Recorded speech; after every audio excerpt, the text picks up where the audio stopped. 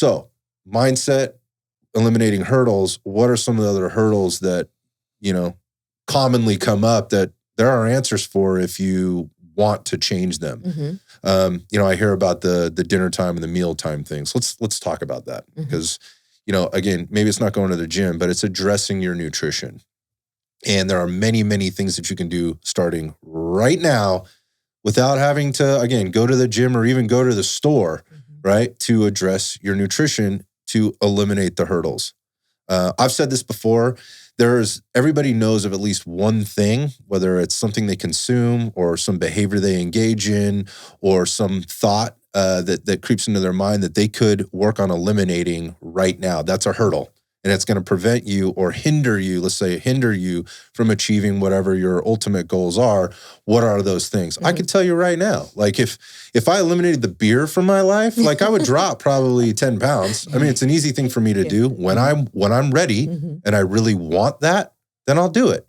Right. But you have to want to do that. So again, going back to some of those things, like let's talk about the food thing. Yeah. So, it's funny. I'm laughing over here because I've had a couple conversations recently and 2 individuals have said, yeah, I should take DoorDash off my phone.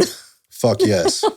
Just because it's so easy, it's right? Lazy. And usually the things that they're consuming are not healthy items. One of the things that's funny about these conversations that we're having is because we're on the road, right? We're outside of our own routine.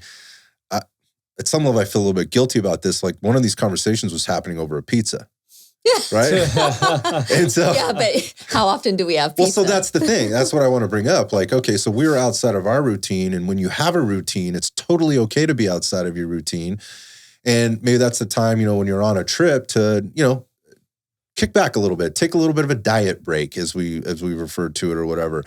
But the interesting part is like and there's nothing wrong with pizza. Right? There isn't. But if you're doing that as a means, like a major once a week, or that's part of it's part of your DoorDash, routine, that can become a problem. I don't think people, we need to beat that up. Like it is what it is. But for us, like, it's like, this is awesome. We're having pizza. Like we don't typically do that. It was really good pizza. And now we're having this conversation about making better food choices and how to manage your meals and stuff like that. So it's a little bit contradictory, but it isn't. When you bring into context that this is very much outside of our routine and we're totally fine. Like I didn't feel bad about the food I was eating. I felt more bad about I don't know what, if I'm sort of contradicting, what we're trying to tell people, but the DoorDash thing is a huge thing. Take that shit off your phone.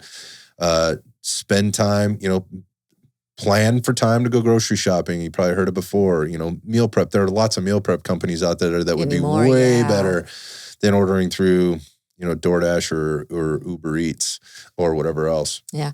I had a family member several years ago tell me that every morning, they would stop at McDonald's before going to work. And in the Midwest, it's easily a 20-minute commute in rural, Illinois. So they would go to McDonald's and then they would get on the road.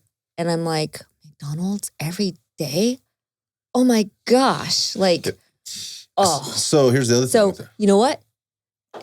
Cut out McDonald's twice a week. Just start with that. That's a very easy goal to set. Yeah. That's a goal.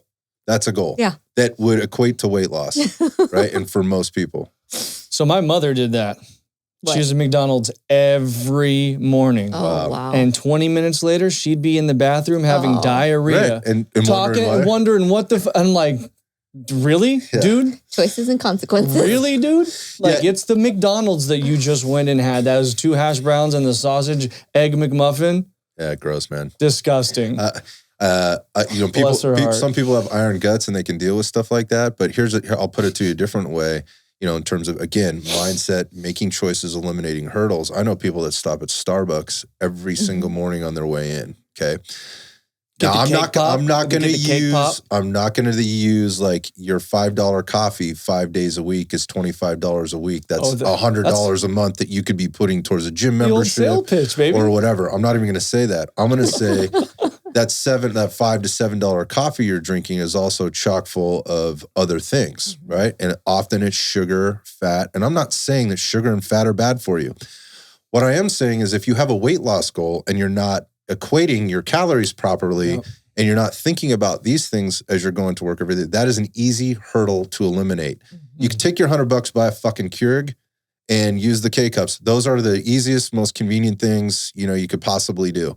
And, it's black coffee or whatever, or at least you're going to have more control over what goes into it. Now, I don't want to go, ask me, I have a solution for everything, right? I'm a trainer. That's what I'm supposed to do. Solution oriented. But I think people can wrap their heads around, that's just one thing. It's not that could equate to weight loss down the road. It also equates to time. Right. So going back to the reasons people don't do these things or they fall off the wagon is that a lot of times the excuse is time, or the reason, call it whatever you want, that saves time. You don't have to commute there. You don't have to stand in line. You don't have to phone it in on your thing. As convenient as it is, it still takes time for you to do that. You could be using that time for something else